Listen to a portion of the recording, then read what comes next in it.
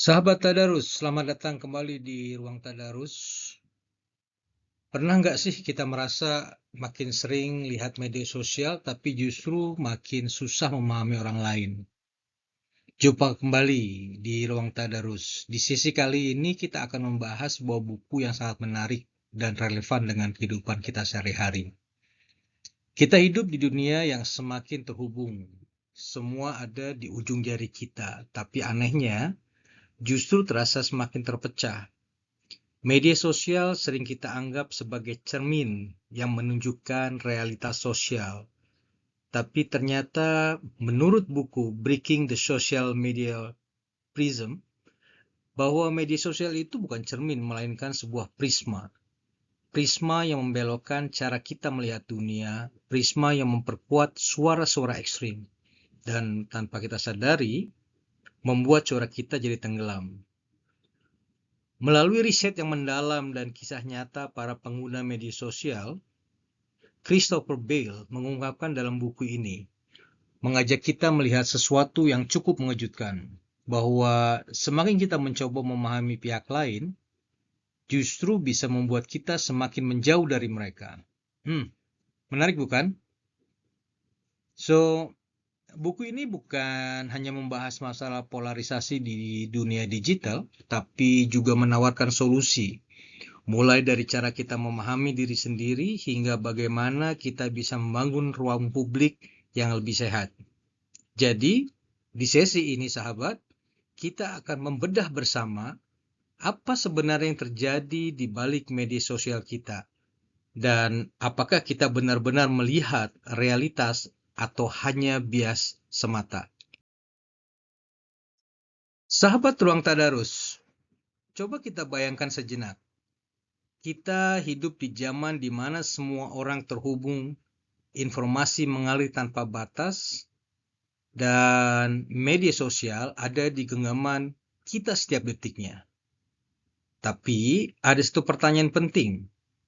Kenapa di tengah koneksi yang semakin luas, justru kita merasa semakin terpecah? Inilah kegelisahan yang melatar belakangi lahirnya buku Breaking the Social Media Prism.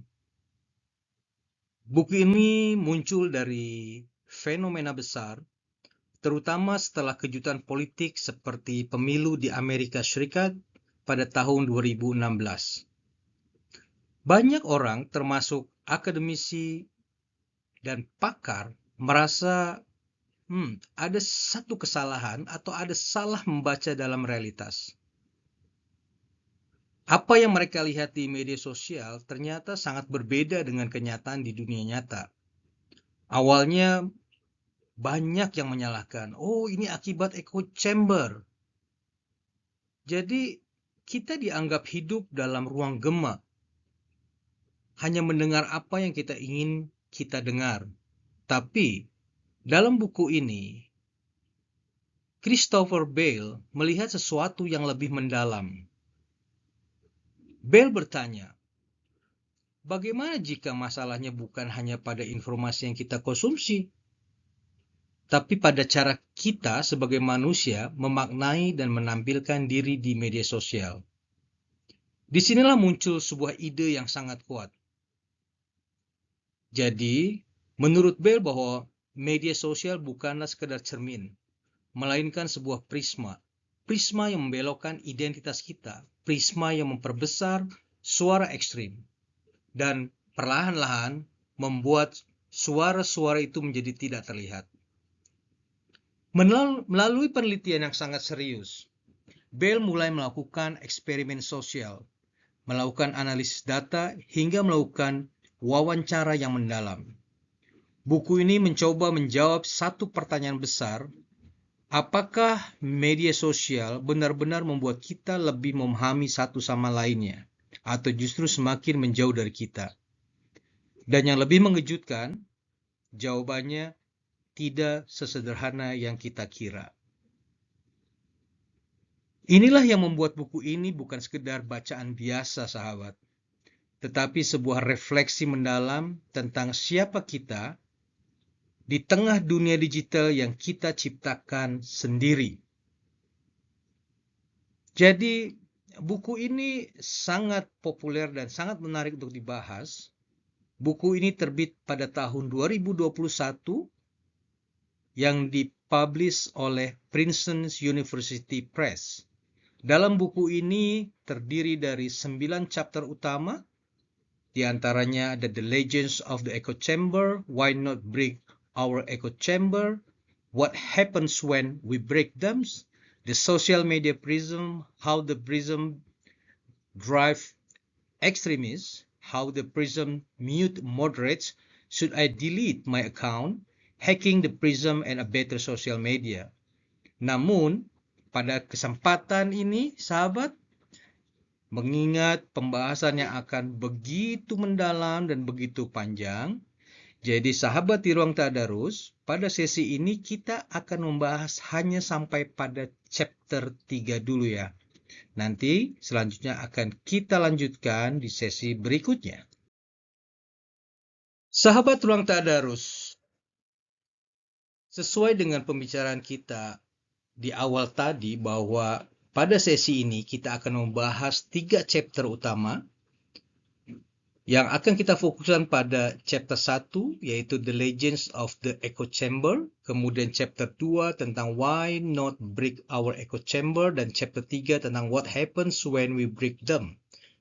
So, jadi sahabat ruang tadarus, setelah kita memahami tadi latar belakang buku ini yang telah saya jelaskan sebelumnya, sekarang kita akan memasuki ke inti pembahasan, khususnya 3 bab pertama yang sangat penting. Kenapa? Karena disinilah kita akan mulai mempertanyakan sesuatu yang selama ini kita anggap benar. Sebagai pembuka, pada sesi kali ini sahabat, coba kita melihat bahwa media sosial membuat kita hidup dalam echo chambers atau ruang gema, di mana kita hanya mendengar suara yang sama dengan keyakinan kita. Lalu kita menyalahkan, oh ini akibat algoritma. Kita menyalahkan algoritma. Kemudian kita menyalahkan platform. Seolah-olah kita terkurung dalam gelembung yang tak terlihat. Tapi bagaimana jika kita bukan cerita yang sebenarnya?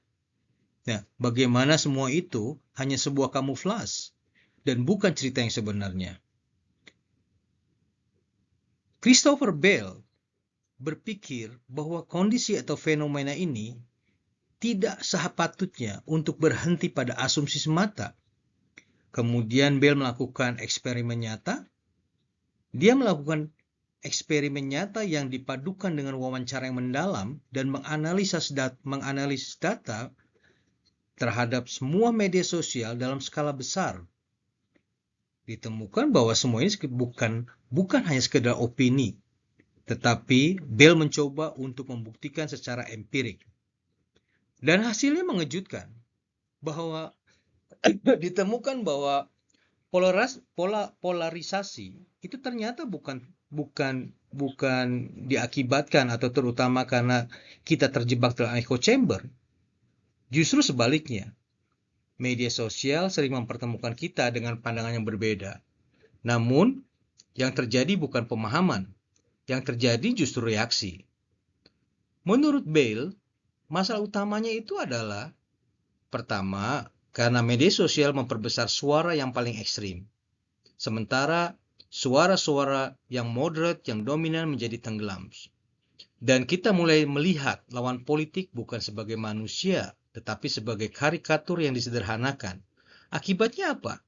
Kita tidak hanya berbeda pendapat, kita sesalah memahami satu sama lain. Disinilah psikologi bermain. Ketika kita melihat opini ekstrim dari kelompok lain, kita merasa terancam. Kita menjadi defensif. Kita semakin yakin bahwa dengan posisi kita sendiri dan tanpa sadar, kita ikut memperkuat polarisasi yang kita benci.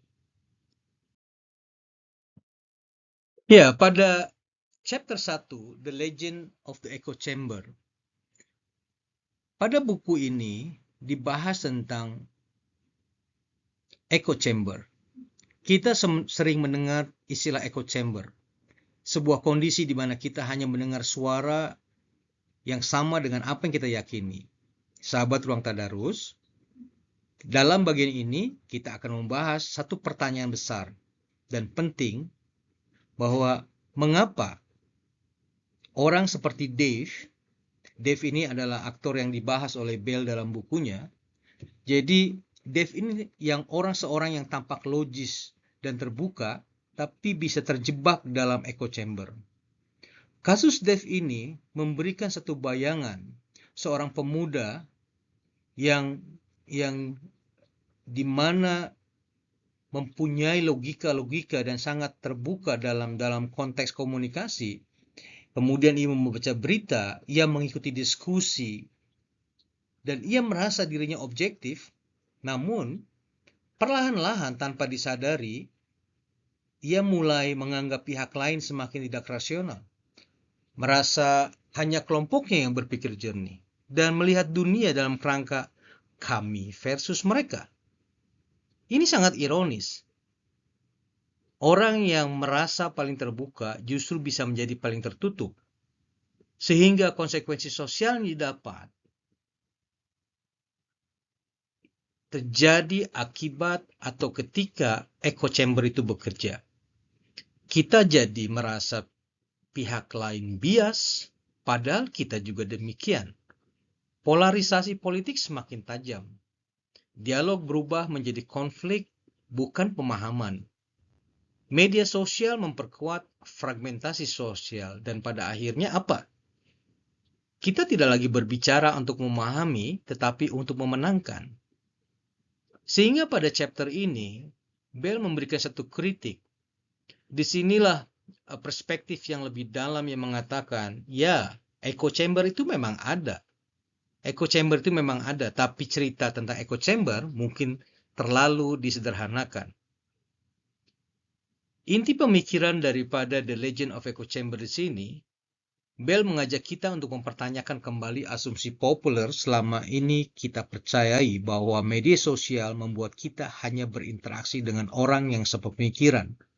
Namun faktanya, banyak orang justru masih terpapar pandangan yang berbeda. Hanya saja, paparan itu sering tidak langsung, tidak seimbang, dan sering datang dalam bentuk yang sudah terdistorsi. Secara kritis, artinya, masalahnya ini bukan sekedar kita terjebak dalam ruang gema atau echo chamber. Masalah yang lebih dalam adalah bagaimana cara kita memilih dan memilah informasi, cara algoritma menyajikannya, dan cara lingkungan sosial membingkai suatu realitas. Semua itu bekerja diam-diam, membentuk cara kita melihat dunia. Jadi mungkin masalahnya bukan karena kita tidak pernah melihat pandangan lainnya, tetapi karena kita justru melihatnya. Sahabat Tadarus, masih stay tune di Ruang Tadarus? Oke. Di bagian ini kita akan masuk ke perspektif baru dari Christopher Bell tentang A New Lens on Polarization. Jadi sebuah cara pandang baru untuk memahami polarisasi yang jauh lebih kompleks dari yang kita kira. Problematika yang sering muncul adalah selama ini kita punya keyakinan sederhana, echo chamber menyebabkan polarisasi. Itu suatu common wisdom yang selalu digaung-gaungkan. Tapi apakah itu benar? Masalahnya adalah sangat sulit membuktikan hubungan sebab akibatnya. Apakah echo chamber memang membentuk keyakinan politik kita? Atau justru keyakinan kita sejak awal yang membentuk lingkungan informasi kita? Inilah pertanyaan kausalitas yang belum terjawab. Sehingga jika kita melihat satu revolusi data dan ilmu sosial yang ada pada saat ini, muncullah beberapa platform yang menjadi bagian itu. Di era media sosial seperti Facebook, X, Instagram, untuk pertama kalinya memberikan data kepada ilmuwan untuk mengumpulkan data-data dalam skala besar, menjadi metadata, big data, melacak bagaimana ide itu menyebar, bahkan melakukan eksperimen langsung di dunia digital. Inilah yang disebut sebagai computational social science. sebuah revolusi dalam memahami perilaku manusia melalui big data. Namun, perlu diingat sahabat Tadarus, sisi gelap data digital itu merupakan data-data yang sepatutnya bisa digali dan digunakan secara objektif. Namun, meskipun ini bagian daripada suatu revolusi, sisi gelapnya pasti ada. Berdasarkan penelitian daripada Michael Kosinski menunjukkan bahwa data media sosial bisa digunakan untuk memprediksi hal sangat pribadi, ya, termasuk di dalamnya adalah data pribadi kita, kecerdasan-kecerdasan dibuat, bahkan orientasi seseorang, dan kemudian muncul skandal-skandal besar secara skandal besar korporasi atau skandal besar digital, seperti contohnya kasus dari Cambridge Analytica. Kasus ini menggunakan big data. Data digunakan untuk micro-targeting politics, bukan untuk memahami manusia, tetapi untuk mempengaruhi dan memanipulasi. Sehingga keterbatasan data menjadi satu peringatan yang Bell katakan bahwa data digital bukanlah manusia. Apa yang kita lihat di media sosial hanyalah potong kecil dari realitas. Identitas online tidak sama dengan identitas nyata. Kompleksitas manusia direduksi menjadi data. Emosi, konteks, dan pengalaman sering hilang dengan sendirinya. Jadi polarisasi atau kesenjangan online versus online, disinilah masalah menjadi lebih dalam. Media sosial menciptakan jarak antara siapa kita di dunia nyata dan siapa kita di dunia digital. Identitas menjadi terdistorsi, realitas menjadi terfragmentasi, dan disitulah polarisasi tumbuh. Kritik terhadap narasi yang ada, Bell kemudian mengkritik narasi populer dari Silicon Valley bahwa teknologi adalah penyebab utama polarisasi. Menurutnya itu terlalu sederhana. Bukti tentang manipulasi teknologi tidak sekuat yang sering dibayangkan. Pertanyaannya yang lebih penting adalah mengapa manusia bertindak seperti itu di media sosial. Jadi akar sebenarnya apa? Akar sebenarnya adalah manusia pada diri kita sendiri. Manusia secara alami ingin diakui, ingin didengar, ingin menunjukkan identitasnya. Media sosial bukan menciptakan hal ini, tetapi memperbesar dan membiaskan yang sebutnya sebagai prisma sosial. Jadi dampaknya bagaimana? Akibatnya individu ekstrim menjadi semakin terlihat. Kaum moderat memilih diam, persepsi terhadap kelompok lain menjadi semakin negatif, dan tanpa kita sadari, kita hidup dalam realitas yang terdistorsi. Sebagai refleksi, polarisasi bukan hanya soal teknologi. Ini adalah tentang identitas, persepsi, dan kebutuhan manusia itu sendiri. Jadi, pada chapter ini, kesimpulannya adalah pada akhirnya Bell menunjukkan bahwa data digital tidak cukup untuk memahami manusia. Media sosial tidak hanya memperkuat bias, tetapi juga mendistorsi identitas. Dan pada akar polarisasi jauh lebih dalam dari sekedar algoritma. Polarisasi bukan hanya masalah teknologi, ini adalah masalah manusia. Dan karena itu solusinya tidak bisa hanya teknologis, tetapi juga sosial dan psikologis. Kemudian bagaimana jika solusi selama ini kita anggap benar, justru memperburuk masalah? Bagaimana jika mempertemukan orang dengan pandangan berbeda, tidak membuat kita lebih terbuka, tetapi justru semakin ekstrim? Sahabat Ruang Tadarus, di chapter 2 ini, dalam buku karya Christopher Bell,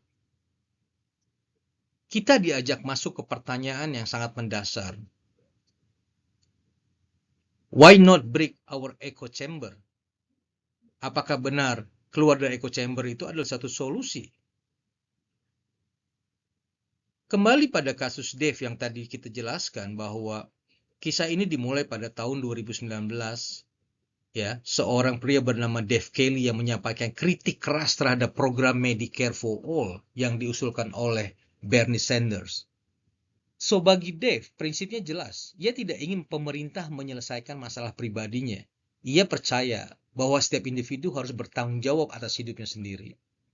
Sekilas ini tampak klise. Sekilas ini tampak seperti opini yang rasional. Tapi yang menarik adalah apa yang terjadi setelahnya. Di chapter ini mencoba menjawab satu pertanyaan besar, apakah jaringan sosial kita yang membentuk keyakinan politik kita, atau justru keyakinan kita yang menentukan dengan siapa kita terhubung? Sebuah dilema klasik, chicken or egg problem, telur dulu atau ayam dulu, mana yang benar? Dalam konteks ilmu sosial, ada konsep penting yang kita kenal dengan homophilia. Homophilia merupakan kecenderungan manusia untuk berinteraksi dengan orang yang mirip dengan dirinya. Artinya apa? Kita cenderung berteman dengan orang-orang yang sepemikiran. Kita mengkonsumsi informasi yang sejalan, dan perlahan dunia kita menjadi semakin seragam. Media sosial memperkuat pola ini. Namun dalam perspektif Christopher Bale, tidak berhenti pada teori-teori itu. Bale kemudian melanjutkan dengan melakukan eksperimen nyata dengan menggunakan bot dari Twitter yang mencoba memaparkan orang-orang pada pandangan politik yang berlawanan. Logikanya sangat sederhana, sahabat. Jadi jika orang melihat sudut pandang lain, mereka akan menjadi lebih moderat ataukah tidak. Tapi hasilnya justru sebaliknya. Sangat mengejutkan hasilnya. Dalam kasus Dave dan penelitian ini, ditemukan bahwa justru Dave tidak menjadi lebih terbuka. Ia justru menjadi lebih ekstrim. Paparan terhadap pandangan lawan memicu reaksi defensif. Dan yang paling penting, muncul fenomena baru yang disebut backfire effect. Apa itu backfire effect? Ketika keyakinan seorang ditentang, alih-alih berubah, mereka justru semakin yakin, semakin menguatkan posisinya, dan semakin menolak pandangan lain. Jadi alih-alih dialog, yang terjadi adalah penguatan konflik.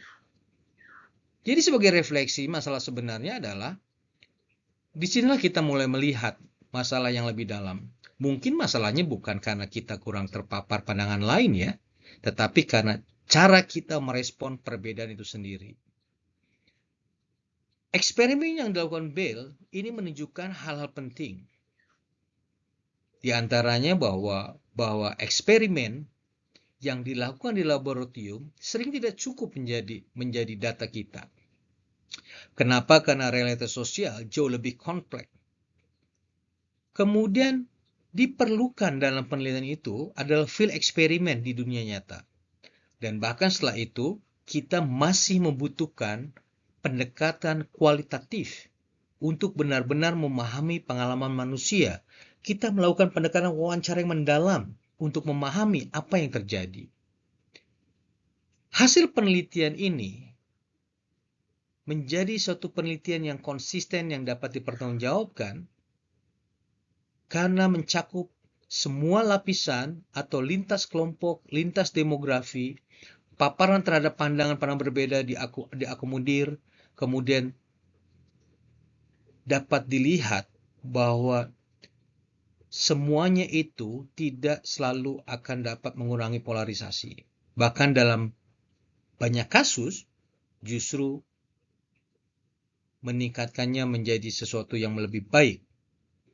Jadi solusi yang menjadi terbaik dalam hasil penelitian yang dilakukan Bale, perbanyaklah dialog dengan pihak yang berbeda. Namun poin ini tidaklah sesederhana itu. Karena tanpa pemahaman psikologis, dialog bisa berubah menjadi konflik. Terutama pada penelitian-penelitian terhadap media sosial untuk melakukan wawancara mendalam dan dialog tidak semudah yang dibayangkan. Pertanyaan sekarang, jika kita keluar dari echo chamber, apakah itu cukup ataukah tidak cukup? Lalu apa yang harus kita lakukan? Dan bagaimana cara kita membangun dialog yang benar-benar produktif?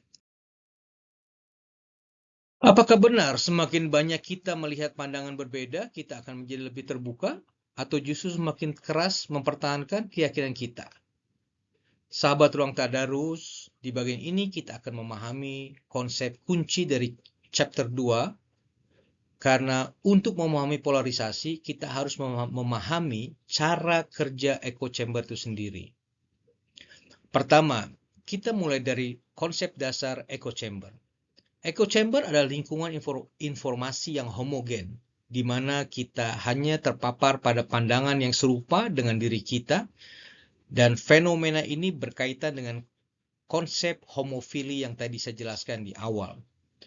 Konsep ini diperkenalkan oleh Paul Lazarsfeld dan Robert K. Mertens. Intinya sederhana, sahabat. Kita cenderung berinteraksi dengan orang yang mirip dengan kita, kan? Akibatnya apa? Informasi yang kita terima menjadi semakin seragam. Perspektif kita semakin sempit dan kita merasa seolah-olah pandangan kita adalah yang paling benar. Jadi berdasarkan field experiments yang disarankan oleh Bell, muncullah pertanyaan-pertanyaan. Apakah echo chamber membentuk keyakinan kita atau keyakinan kita yang membentuk echo chamber? Untuk menjawab pertanyaan ini, kita tidak hanya melakukan eksperimen di laboratorium. Kita harus turun langsung ke dunia nyata. Itulah yang disebut dengan field experiments. Eksperimen dalam kondisi nyata dan dianalisis berdasarkan apa data yang terdapat dari platform seperti media sosial. Tujuannya apa? Untuk melihat bagaimana manusia benar-benar berperilaku. Bukan hanya dalam teori, tapi dalam kehidupan sehari-hari.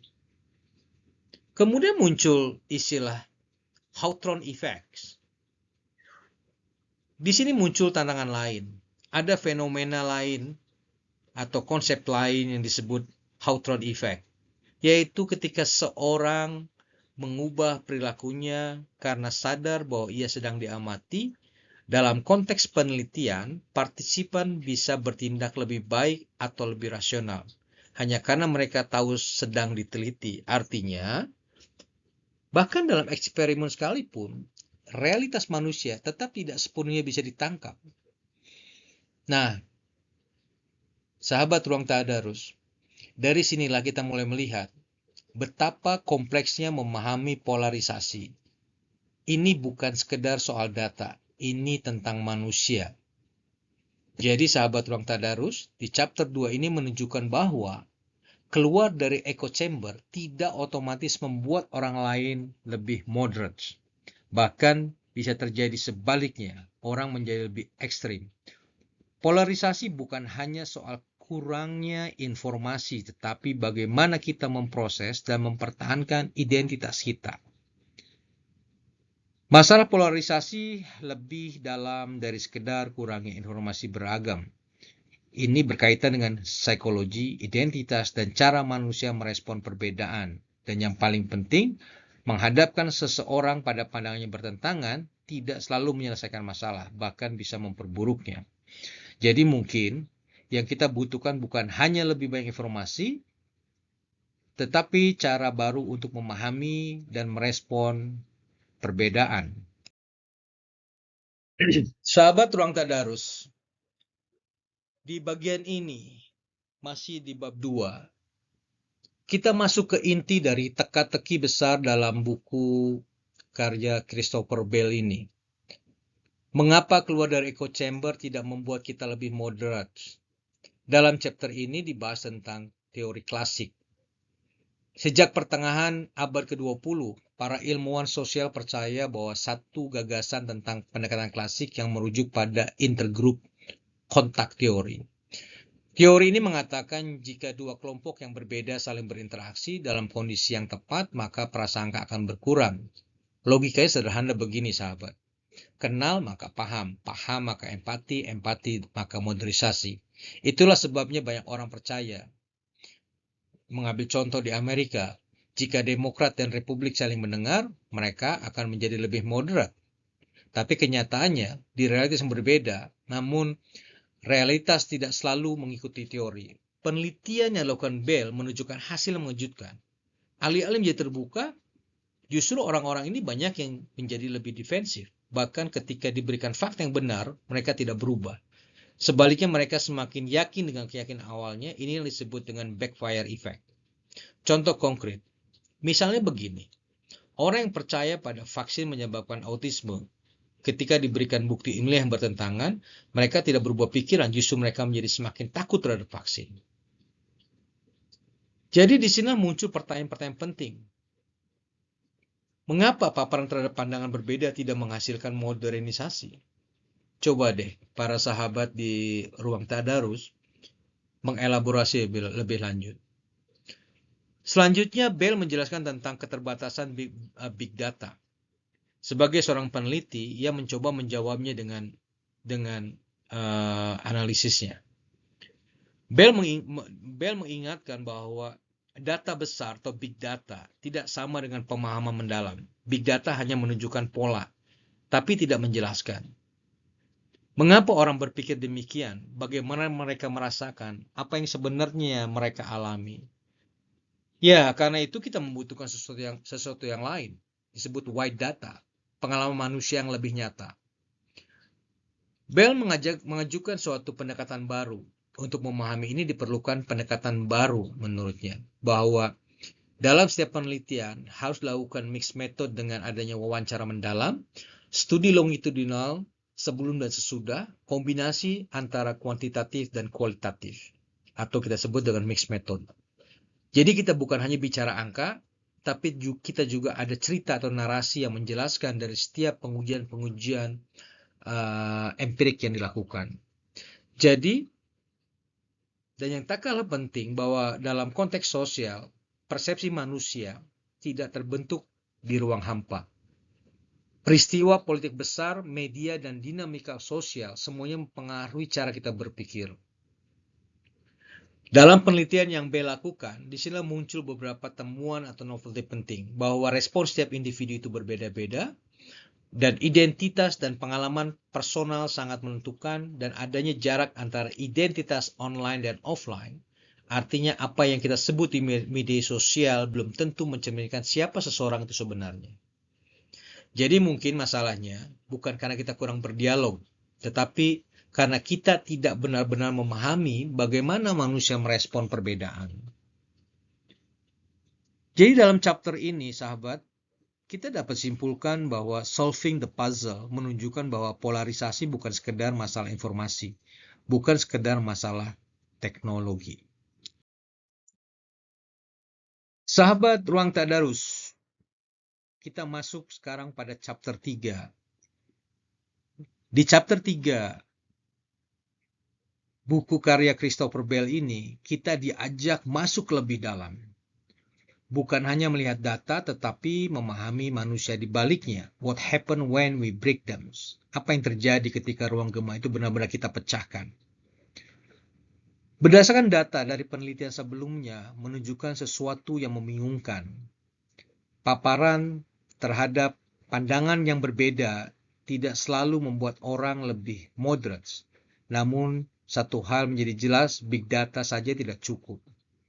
Data digital hanya menunjukkan apa yang kita klik, apa yang kita like, dan apa yang kita share atau kita bagikan, tapi tidak menjelaskan mengapa kita melakukannya. Dengan pendekatan baru, para peneliti mengubah pendekatan yang lebih realistis. Mereka tidak lagi hanya melihat jejak digital, mereka mulai mendekati manusianya secara langsung. Alih-alih menggunakan wawancara retrospektif yang rentan bias, ingatan, dan rasionalisasi, mereka merancang studi baru yang lebih mendalam. Melakukan desain penelitian yang tepat, merekrut kelompok yang lebih kecil tetapi dipelajari secara intensif, sebelum eksperimen, setelah eksperimen, dilakukan kajian, dilakukan analisis yang mendalam, dan setelah eksperimen, dilakukan kembali analisis, jadi sebelum, selama, dan setelah. Tujuannya bukan sekedar melihat perilaku, tetapi memahami pengalamannya. Dan melakukan eksplorasi mendalam, yang seperti tadi dijelaskan, menurut Bell, lakukanlah wawancara yang lebih mendalam. Wawancara dimulai dari hal-hal yang sederhana. Contohnya mereka mengapa menggunakan media sosial, bagaimana mereka mengkonsumsi informasi, apa perbedaan mereka tentang isu-isu penting seperti ekonomi, ya kan, politik, misalkan HAM atau diskriminasi, masalah iklim dan seterusnya. Jadi dimulai dari komunikasi sederhana, terus lebih mendalam, sehingga kita dapat melihat dan peneliti dapat menggali bagaimana mereka melihat lawan politiknya atau melihat subjek penelitian mereka. Tapi bagian yang kadang terlupakan dalam penelitian ini di media sosial, kita lupa memberikan subjek penelitian antara online dan offline. Kita harus memadukan participants atau subjek penelitian ini menjadi satu. Disinilah kunci insight penting dari penelitian yang dilakukan oleh Bale. Kenapa? Karena akan ada perbedaan antara siapa kita ditemui di dunia online dan siapa kita ditemui di dunia nyata. Pengalaman online tidak selalu mencerminkan kehidupan offline, namun keduanya saling mempengaruhi. Jadi dari penelitian ini, kita akan belajar bahwa polarisasi tidak bisa dipahami hanya untuk perilaku online. Manusia bukan sekedar data point, dan respon terhadap informasi sangat dipengaruhi oleh identitas, pengalaman hidup, dan konteks sosial. Artinya apa, sahabat? Dua orang bisa melihat informasi yang sama, tetapi meresponnya dengan cara yang sangat berbeda.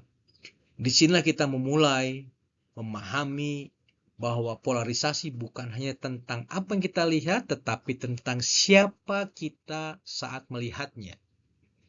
Pada chapter ini, sangat menegaskan satu hal penting. Untuk memahami polarisasi, kita tidak bisa hanya mengandalkan data.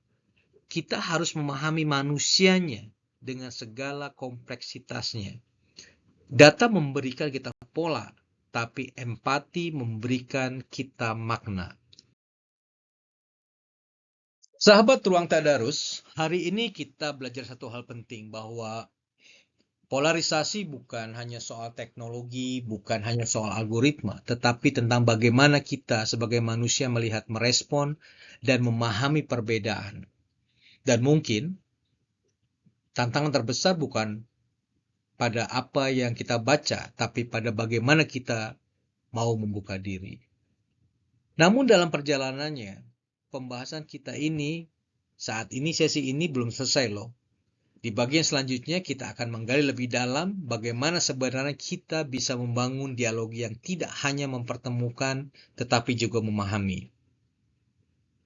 Apakah mungkin kita keluar dari polarisasi tanpa kehilangan identitas kita?